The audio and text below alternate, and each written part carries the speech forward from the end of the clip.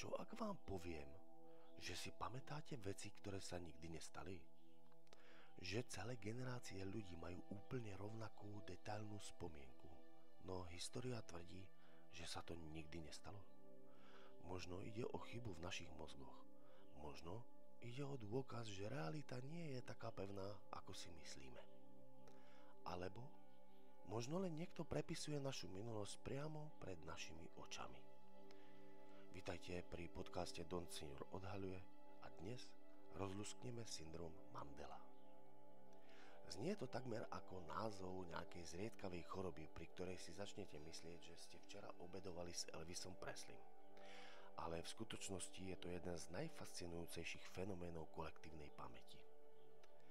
Názov dostal podľa Nelsona Mandelu, pretože veľké množstvo ľudí po celom svete si bolo absolútne isté, že Mandela zomrel vo väzení už v 80. rokoch.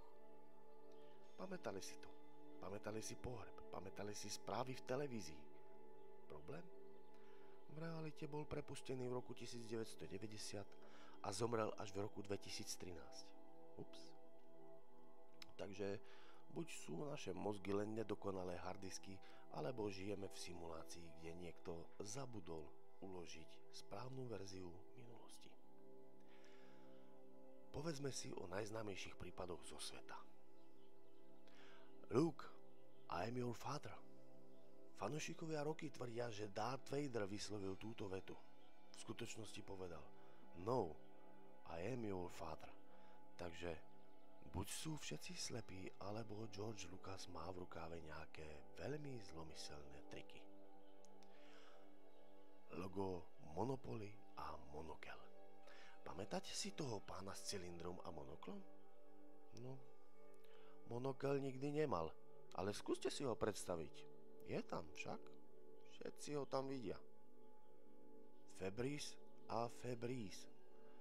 Milióny ľudí si mysleli, že voňavý sprej sa píše s dvomi E. Vraj to tak videli v obchode, ale nie. Vždy to bolo Febreze. Pikachu a jeho chvost. Každý si myslí, že má čiernu špičku na chvoste. Nikdy nemal. Tak čo, Pokémoni nám klamú? We are the champions of the world. V Queen hitovke veľa ľudí očakáva zakončenie of the world na konci piesne. V štúdiovej verzii tam ale nie je, takže kto nám to dospieva v hlave? Asi Freddie Mercury z paralelného vesmíru, kde naozaj dokončil tú vetu. A čo u nás? Pipi dlhá pančucha. Farba vlasov. Niektorí si pamätajú, že v československej verzii mala Pipi vlasy úplne ryšavé, iní hovoria, že mala tmavší odtieň. A originál? Kamera a svetlo si robili srandu a pamäť už dokonala zvyšok.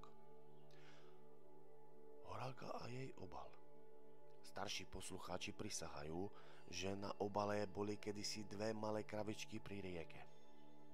Nikto to ale nevie dokázať. A čo červená čiapočka? Niektorí sú presvedčení, že v pôvodnej rozprávke vlka zastrelil poľovník. Iní tvrdia, že ho utopili v studni. No a v niektorých verziách babku zjedol a nikto ju nezachránil. Takže ktorý vesmír je ten pravý? A čo možné vysvetlenia? Napríklad konfabulácia. Mozog si vyplní medzery vlastnou predstavivosťou a potom si myslí, že je to fakt. Alebo kolektívne skreslenie. Keď väčšina ľudí verí v jednu spomienku, začnú ju preberať aj tí, ktorí ju pôvodne nemali. Alebo efekt sugestie. Opakovanie falošnej informácie zvyšuje pravdepodobnosť, že ju budeme považovať za pravdu.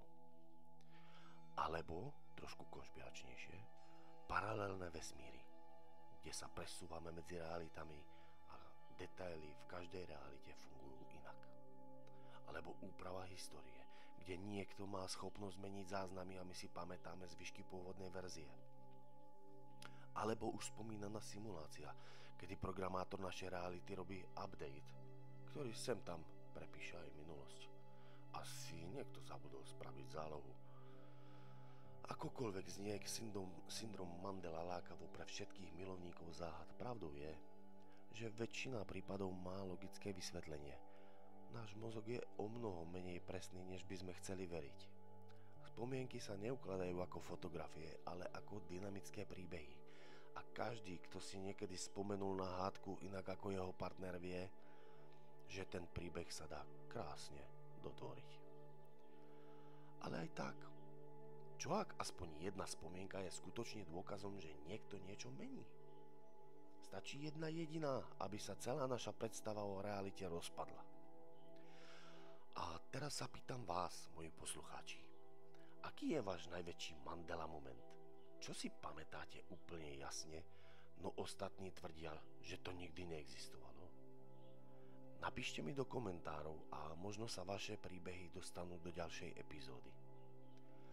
A ak vás bavia tieto záhady, nezabudnite dať odber, like a zdieľať tento diel s priateľmi.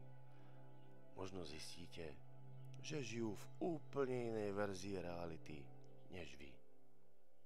A dovtedy pozorne sledujte realitu, lebo možno sa mení práve teraz.